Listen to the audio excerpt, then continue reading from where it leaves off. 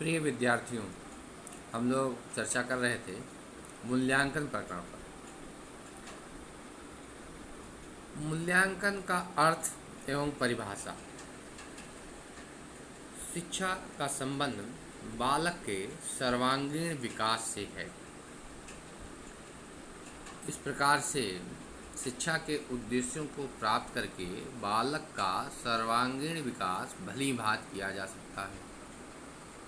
इस दृष्टिकोण से मूल्यांकन शिक्षा के उद्देश्यों पर आधारित है। मापन द्वारा विभिन्न गुणों, योग्यताओं अथवा विशेषताओं के परिमाण के बारे में जानकारी प्राप्त होती है। अध्यापक को यह भी जानना होता है कि छात्र के प्राप्तांक कितने अच्छे। अतः मूल्यांकन के अंतर्गत किसी गुण, योग्यता अथवा विशेषता का मूल्य निर्धारित किया जा सकता है। अर्थात मूल्यांकन द्वारा परिमाणात्मक तथा गुणात्मक दोनों प्रकार की सूचनाएं प्राप्त होती हैं। परिमाणात्मक तथा गुणात्मक दो बातें जिनके आधार पर बालक की योग्यताओं एवं उपलब्धियों का आकलन किया जाता है। मूल्यांकन के शाब्दिक अर्थ को हम निम्न प्रकार से स्पष्ट कर सकते हैं। जैसा कि आप देख रहे हैं, मूल्यांकन इज इक्वल टू मापन प्लस मूल्य निर्धारण।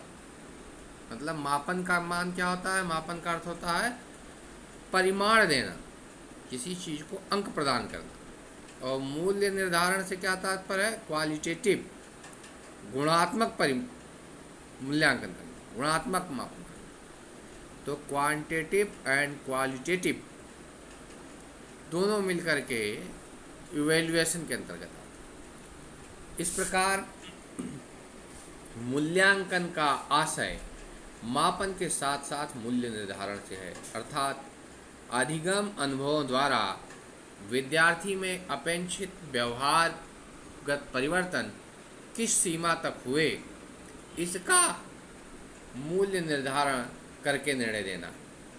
अतः मापन मूल्यांकन का ही भाग है जो सदैव उसमें निहित रहता है।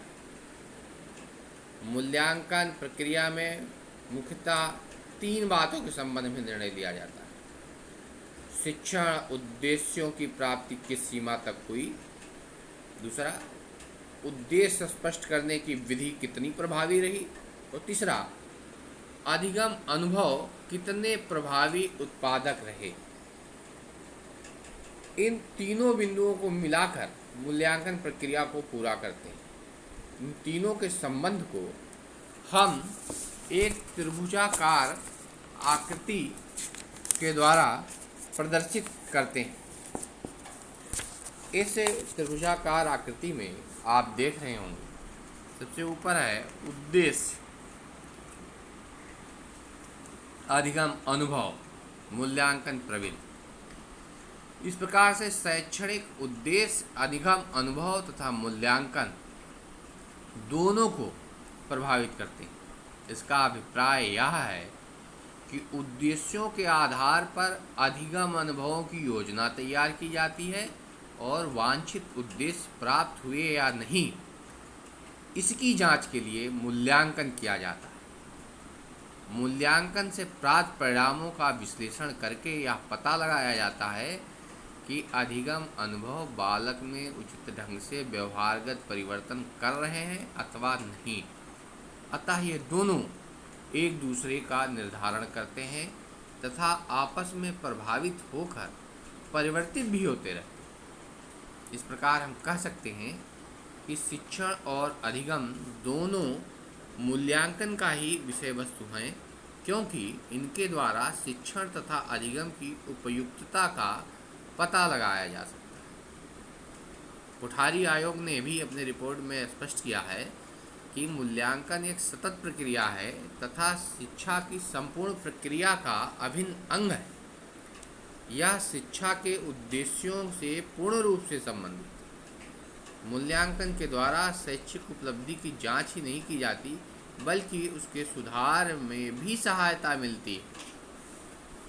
जो मूल्यांकन की परिभाषाएं विभिन्न लोगों के द्वारा दी गई है, शिक्षाविदों के, उनमें है डांडेकर के अनुसार, डांडेकर ने कहा है, मूल्यांकन एक ऐसी क्रमबद्ध प्रक्रिया है जो हमें यह बताती है कि बालक ने किस सीमा तक किन उद्देश्यों को प्राप्त किया।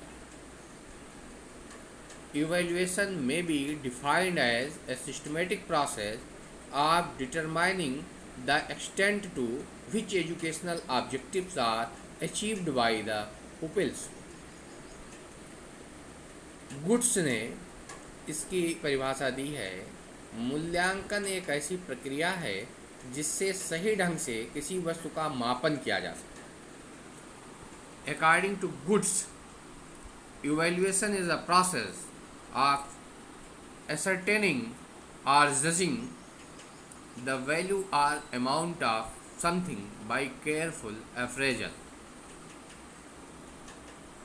इस प्रकार से एक और शिक्षाविद हैं जिन्होंने परिभाषा दी है मूल्यांकन की, क्विलन व हन्ना। विद्यालय द्वारा बालक के व्यवहार में लाए गए परिवर्तनों के संबंध में प्रमाणों के संकलन और उनकी व्याख्या करने की प्रक्रिया को मूल्यांकन कहते हैं। According to Quillen and Hanna, evaluation is the process of gathering and interpreting evidences on changes in the behaviour of pupils as they progress through school. इस प्रकार से जो मूल्यांकन है वह एक सतत चलने वाली प्रक्रिया है। मूल्यांकन के इन परिभाषाओं से प्राप्त जो निष्कर्ष हैं वो ये हैं कि मूल्यांकन शिक्षण प्रक्रिया का अभिन्न अंग है। मूल्यांकन एक सतत प्रक्रिया है। इसका सीधा संबंध शिक्षा के उद्देश्यों से होता है। यह बालकों के परिणामों की गुणवत्ता, मूल्य और प्रभाविकता के आधार पर उनके भावी कार्यक्रमों का निर्धारण करता है। इसके द्वारा विद्यार्थियों के वांछित व्यवहारगत परिवर्तनों के संबंध में साक्ष्यों का संकलन किया जाता है।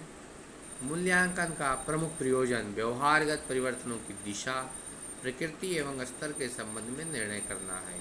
यह शिक्षा के उद्देश्यों की प्राप्ति की सीमा का निर्धारण करने वाली प्रक्रिया है। इस प्रकार से जो मूल्यांकन है, मूल्यांकन एक व्यापक प्रक्रिया है और इसको या शिक्षा के उद्देश्यों के प्राप्ति के लिए किया जाता है।